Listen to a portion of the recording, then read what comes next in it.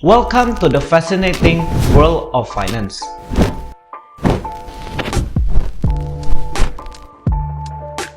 Where money meets opportunity and dreams become reality. Before that, let me introduce myself. My name is Ernest. Today I'm going to accompanied by Edbert, Justin Gilbert, and Justin Rayner as my team. So, what is finance? Finance is a broad term that encompasses the management, creation, and study of money, investment assets, and liabilities. It involves the allocations of resources both in monetary and non-monetary over time under conditions of uncertainty.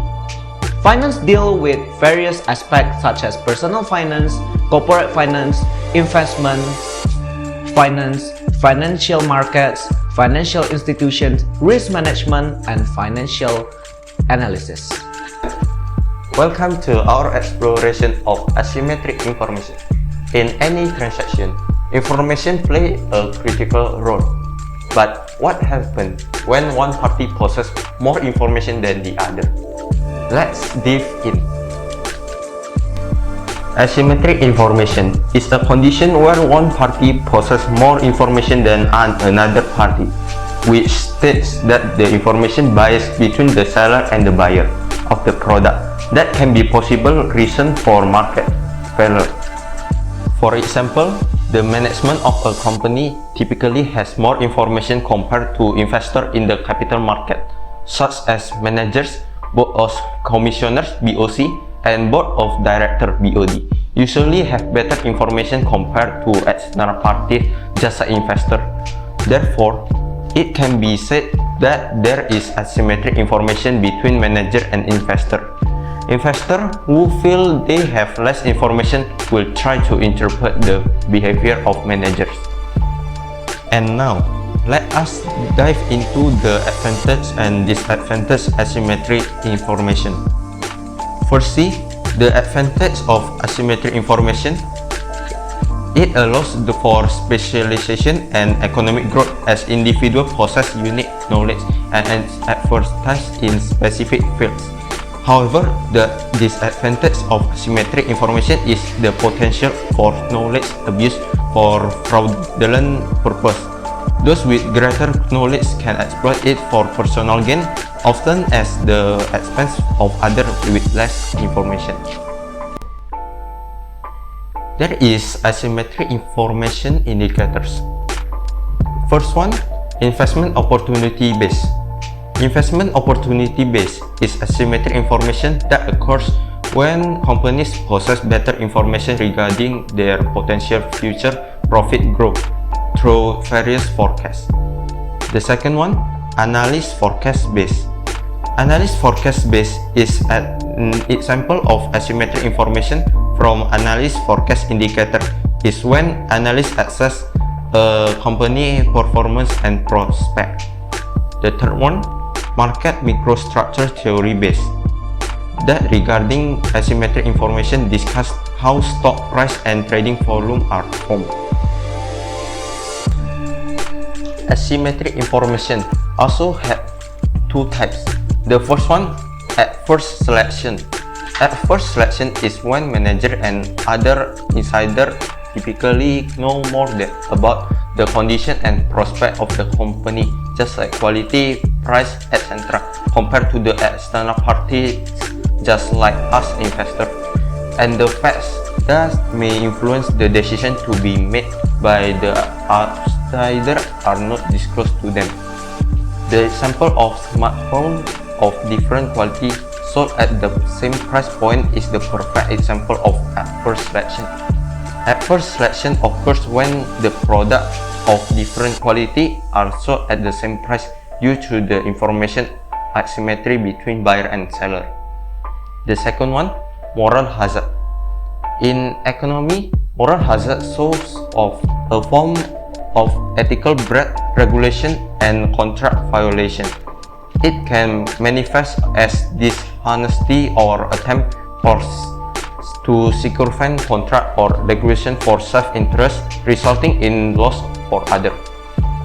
Moral hazard occurs when one party can know all action and the consequence of their action, while the other party doesn't.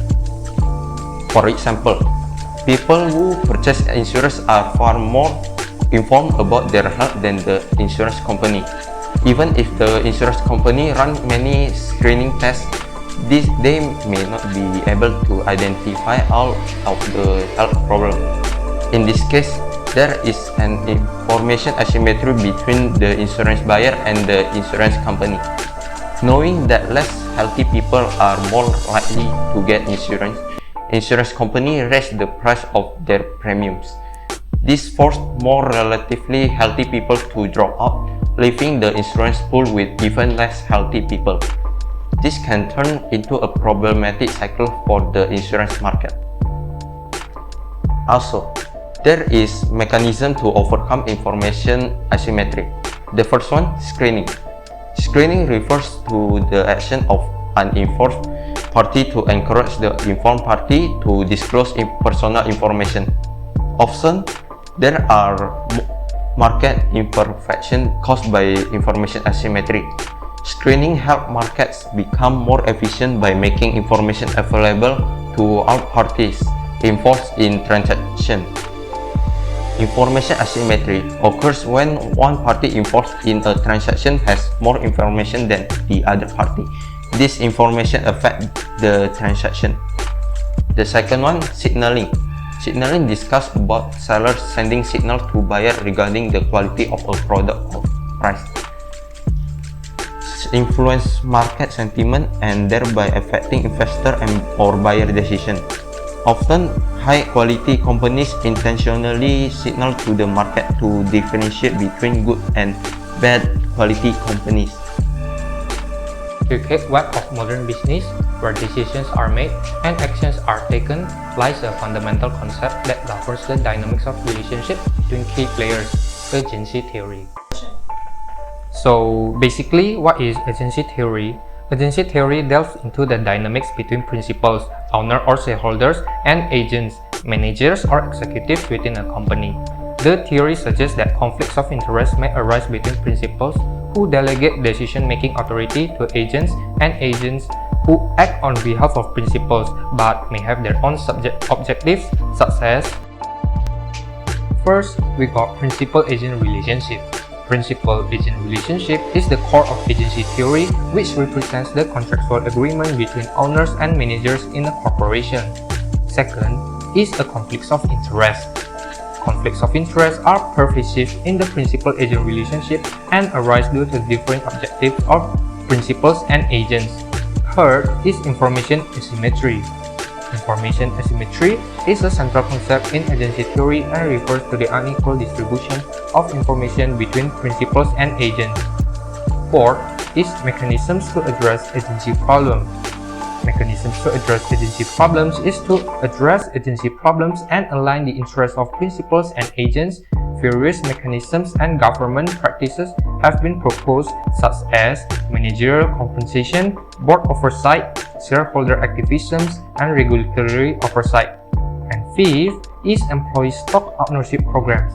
Employee stock ownership programs represent a unique mechanisms to align the interests of employees with those of shareholders by providing employees with ownership stakes in the company.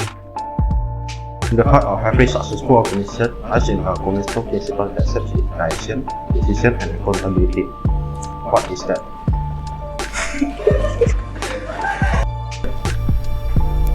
Which revolutionized business law and practice in England. Similarly, much of securities law in the US was put in place following the stock market crash of 1929.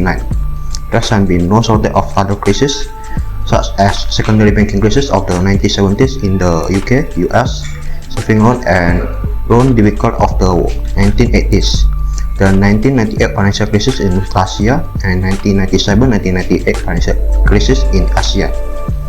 The history of corporate governance has also been punctured by a series of well-known company failures. The early 1990s saw the Maxwell Group led the pension fund of the Mirror Group of newspapers and witnessed the collapse of Bank. The new century was opening with a bang, with a spectacular collapse of Enron in the US. the near bankruptcy of Vivendi Universal in France, the scandal at Parmalat in Italy, and trading fraud with hit Societe Generale and the most recent Madoff multi-billion dollar Ponzi scheme make other scandals pale in comparison. Indonesia had done a lot of initiative and effort to implement good corporate governance, both from government side as well as the private. Those initiatives and efforts include establishment of the corporate governance institution, adoption of new law, and abandonment of existing one to support corporate governance. More specifically, Indonesia has taken several steps toward improving corporate governance standards and enhancing legislation. A National Committee for Good Corporate Governance has been issued in the first Indonesia Code of Good Corporate Governance in 2001, which has been amended in 2006. The Capital Market and Financial Institution Supervisory Body currently has merged into OJK, has continued to introduce and amend its regulation and enforce them, which result in improved investor protection. Corporate governance rules for banks were introduced in 2006, and Bank Indonesia has actively monitored and enforced their implementation. A number of other legislation reforms may also be cited, such as the Law on Foreign Investment, adopted in 1967 and amended in 2007, ASEAN, adopted in 1995 and amended in 2007, the Law on Insurance Business, adopted in 1992, and the Petition Law, adopted in 1999. All these are but some examples of many positive things. More specifically, the following major initiative and law or regulation may be considered below the list. Among these, only the OECD principle address both policymaker and business, and focus on the entire governance framework, shareholder right, stakeholders disclosure, and board practice. The OECD corporate governance framework is built on 4 core values. The first one is fairness. The corporate governance framework should protect shareholders' rights and ensure the equitable treatment for all shareholders, including minority and foreign shareholders. All shareholders should have the opportunity to obtain effective redress for reparation of their rights. Second, responsibility.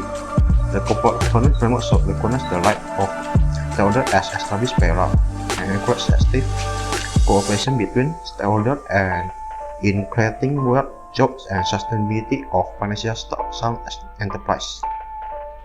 The third, transparency. The corporate governance framework should ensure that timely and accurate disclosure is made on all material matters regarding the company, including its financial situation, governance structure, performance, and ownership. Fourth, accountability. The corporate governance framework should ensure the strategic guidance of the company, the effective monitoring of management by the board, and the board accountability to the company and shareholders. A specific of corporate governance in Indonesia. The governance structure of an LLC reflects its commitment to balancing operational efficiency with legal safeguards. But how does it all came together? Here are the list of the non-listed company and listed company must have the following bodies. So for the non-listed company, there is GMS, Board of Commissioners, and Board of Directors. As for the listed companies, there is internal auditor, external auditor, audit committee, and corporate secretary. But in addition, it may establish the following boards committees at its discretion. There is Risk Policy Committee, Corporate Governance Committee, Nomination and Remunerations Committee, and other boards committees. So that's all for the explanations of our video. Thanks for watching. I'm looking forward on seeing you guys in the next occasions. See ya.